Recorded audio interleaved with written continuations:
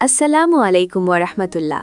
প্রিয় দর্শক, আজকের ভিডিওতে এমন একটি দোয়ার কথা বলবো, রমজান মাসের সাহারির সময় অথবা সাহারির আগে 2 রাকাত তাহাজ্জুদ নামাজ পড়ে যে দোয়াটি পড়লে জীবনের সমস্ত গুনাহ মাফ হবে, অভাব দূর হবে, দারিদ্রতা দূর হবে। এছাড়াও অসংখ্য ফজিলত আপনি পাবেন আজকের এই ভিডিওতে বলা দোয়াটি আমল করলে। ওই নারী পুরুষ কতই না ভাগ্যবান যে রমজান মাসে প্রতিদিন সাহারির সময়ে উঠে 2 রাকাত তাহাজ্জুদ নামাজ পড়ে এই দোয়াটা পড়ে আল্লাহর কাছে সাহায্য চাইবে। প্রিয় দর্শক, রমজান মাস দামি মাস, রহমত, মাগফিরাত, নাজাতের মাস। আর সাহারির সময় দোয়া কবুল হয়। সাহারির সময় ফেরেশতারা দোয়া করে, ওই সময় দোয়া করলে দোয়া কবুল হয়, আল্লাহ তাআলা ফিরিয়ে দেন না। নবীজি সাল্লাল্লাহু আলাইহি ওয়াসাল্লাম এমনটাই হাদিসের মধ্যে বলেছেন।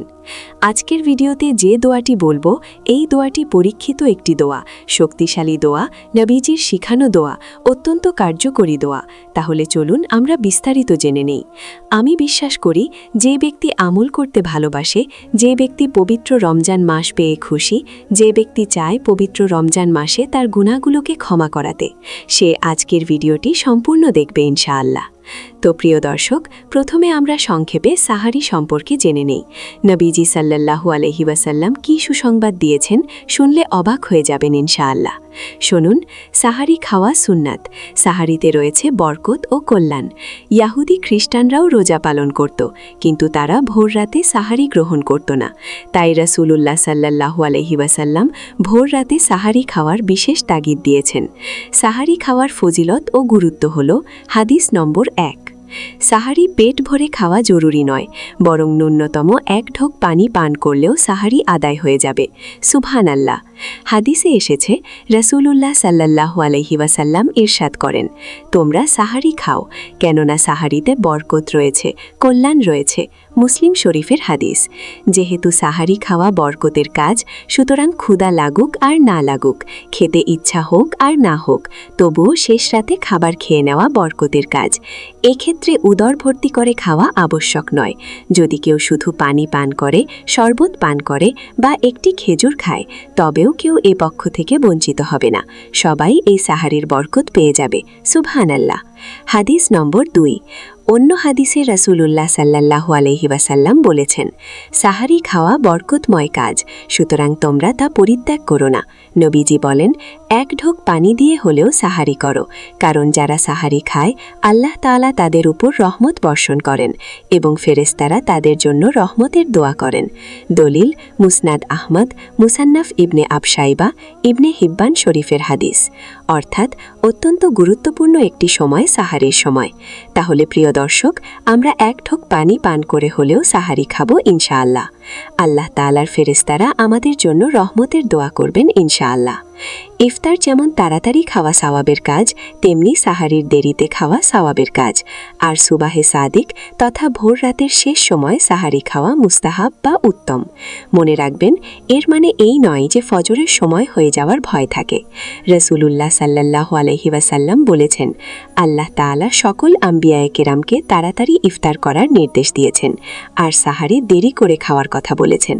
তাই তো সাহাবায়ে কেরাম আজমাইন সময় হওয়ার সাথে সাথে দেরি না করে ইফতার করতেন এবং সেহরির শেষ সময় খাবার খেতেন। প্রিয় দর্শক, তাহলে আমরা অত্র হাদিস দ্বারা বুঝতে পারলাম, আমাদের যখন ইফতারের সময় হবে আমরা তাড়াতাড়ি ইফতার করে নিব ইনশাআল্লাহ, এবং সেহরি আমরা শেষ ভাগে খাবো ইনশাআল্লাহ। হাদিস নম্বর 3। নবীজি সাল্লাল্লাহু আলাইহি ওয়াসাল্লাম বলেছেন, আমাদের রোজা এবং আহলে কিতাব তথা ইয়াহুদি ও খ্রিস্টানদের রোজার মধ্যে পার্থক্য হল সাহারি খাওয়া।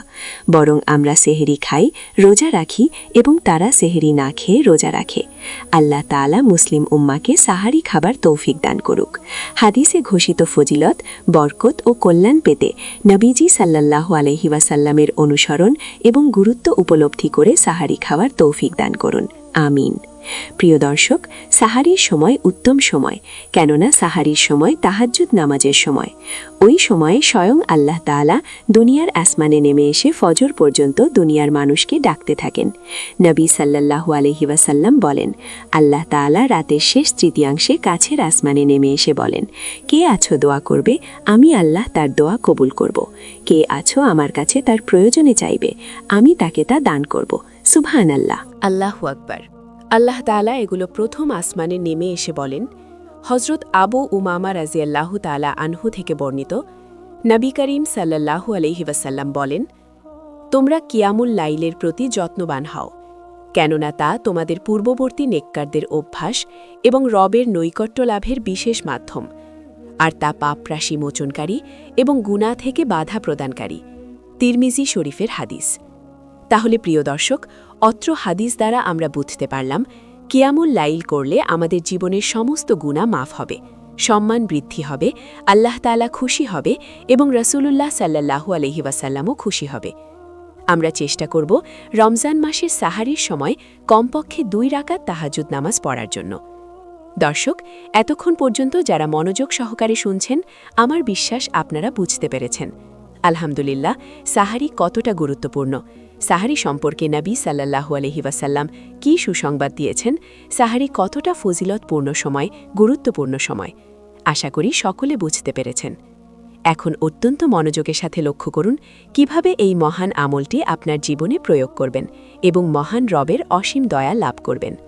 সাহারির জন্য নির্দিষ্ট সময় অতিবাহিত হওয়ার আগেই যখন আপনি বিছানা থেকে জাগ্রত হবেন, তখন নবীজির শেখানো সুন্নাহ অনুযায়ী দোয়াটি পড়বেন। পবিত্র রমজানে সাহারির পূর্বে ঘুম থেকে ওঠা কেবল শরীরের খোরাক জোগাড়ের জন্য নয়, বরং এটি আত্মার প্রশান্তি ও রবের সাথে কথোপকথনের মুহূর্ত। প্রথমে আপনি সুন্দরভাবে মেসওয়াক করে নিন এবং কোনো প্রকার তাড়াহুড়ো না করে ধীরে ধীরে পবিত্রতার সাথে অজু সম্পাদন করুন, যেন ইবাদত কবুল হয়। অজু করার সময় খেয়াল রাখবেন যেন শরীরের কোনো অঙ্গ শুকনো না থাকে, কারণ উত্তম অজু আপনার নামাজের একাগ্রতাকে বহুগুণ বাড়িয়ে দিতে সাহায্য করে। অজু শেষ করে জায়নামাজে দাঁড়িয়ে আপনি অত্যন্ত বিনয়ের সাথে কমপক্ষে 2 রাকাত তাহাজ্জুদ নামাজ পড়ার নিয়ত করবেন, যা আপনার ঈমানি শক্তি বাড়াবে।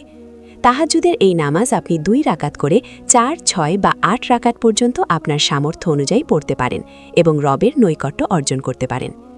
নামাজ শেষ করে আপনি জায়নামাজে বসে থেকে অত্যন্ত আদবের সাথে 3 বার দুরুদে ইব্রাহিম পাঠ করবেন, যা যে কোনো দোয়া কবুল হওয়ার প্রধান শর্ত।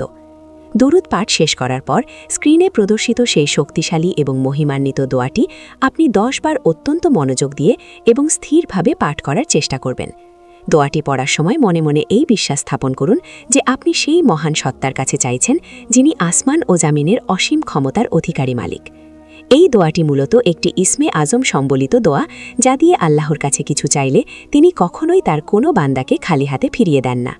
দোয়াটি 10 বার পাঠ করা শেষ হলে আপনি 2 হাত তুলে আল্লাহর দরবারে নিজের সমস্ত অভাব, অনটন ও মনের গোপন নেক আশাসমূহ আকুল হয়ে নিবেদন করবেন।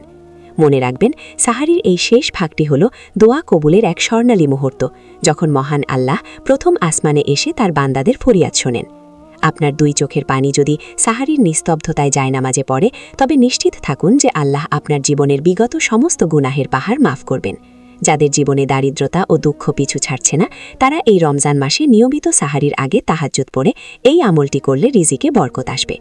দুনিয়ার সমস্ত ব্যস্ততাকে এক পাশে সরিয়ে রেখে কেবল আল্লাহ সন্তুষ্টির জন্য সাহারির এই সময়টুকুতে একটু কষ্ট করলে আপনি পরকালে পরম সুখ পাবেন। রমজানের রহমত ও মাগফেরাতের এই পবিত্র সুযোগ বছরে মাত্র একবারই আসে, তাই অবহেলা না করে এই আলোচিত আমলটি প্রতিটি সাহারিতে করার অভ্যাস করুন। ভিডিওটি যদি আপনাদের কাছে কল্যাণকর মনে হয়, তবে আপনার পরিচিত জনদের মাঝে শেয়ার করে তাদেরও এই মহৎ আমলটি করার সুযোগ করে দিয়ে সওয়াব নিন। মহান আল্লাহ আমাদের সকলকে রমজানের প্রতিটি সেকেন্ড ইবাদতের মধ্যে অতিবাহিত করার তৌফিক দান করুন এবং আমাদের সকল নেক ফরিয়াদ কবুল করুন। ভিডিওর নিচে কমেন্ট বক্সে সকলে আমিন লিখে আপনার ঈমানি সংহতি প্রকাশ করুন এবং এই আমলটি নিয়মিত করার সংকল্প গ্রহণ করে রবের সাহায্য প্রার্থনা করুন। চ্যানেলটিকে সাবস্ক্রাইব করে বেল বাটনটি অল করে দিন, যাতে করে পরবর্তী প্রতিটি আমল ও ফজিলতপূর্ণ ভিডিও আপনি সবার আগে দেখতে পান ও শিখতে পারেন। আজকের মতো এখানেই বিদায় নিচ্ছি। ইনশাআল্লাহ খুব শীঘ্রই আবারও কোনো জীবন ঘনিষ্ঠ ও গুরুত্বপূর্ণ আমলের ভিডিও নিয়ে আপনাদের সামনে উপস্থিত হব ইনশাআল্লাহ। মুমিনের জীবনে রমজান মাসের গুরুত্ব অপরিসীম, কারণ এই মাসেই কোরআন নাজিল হয়েছে এবং এই মাসেই জান্নাতের দরজাগুলো খুলে দেওয়া হয় বান্দার জন্য। সাহারির সময় যখন সারা পৃথিবী নিস্তব্ধ থাকে, তখন আল্লাহর দরবারে মোনাজাত করা মানে হল নিজের মুক্তি এবং আখেরাতের পাথেও সংগ্রহ করে নেওয়া। নবীজি সাল্লাল্লাহু আলাইহি ওয়াসাল্লাম সাহারি খাওয়ার ব্যাপারে এত গুরুত্ব দিয়েছেন, কারণ এর মাঝেই লুকিয়ে আছে আমাদের দৈহিক শক্তি এবং রুহানি শক্তি।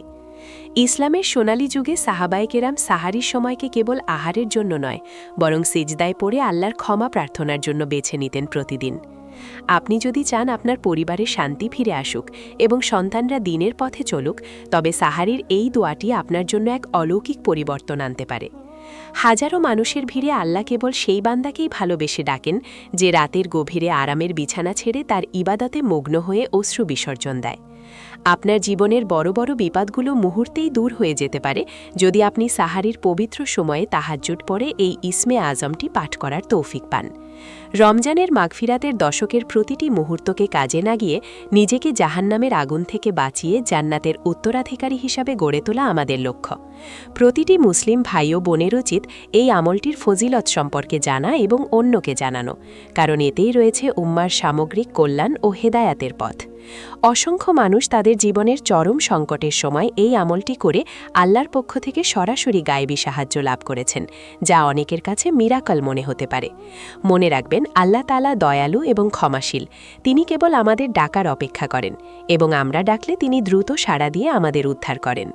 এই ভিডিওর মাধ্যমে আমরা যে দোয়ার শিক্ষা দিচ্ছি তা আপনার জীবনের মোড় ঘুরিয়ে দিতে পারে, যদি আপনি পূর্ণ এখলাস এবং একনিষ্ঠতার সাথে তা পালন করেন।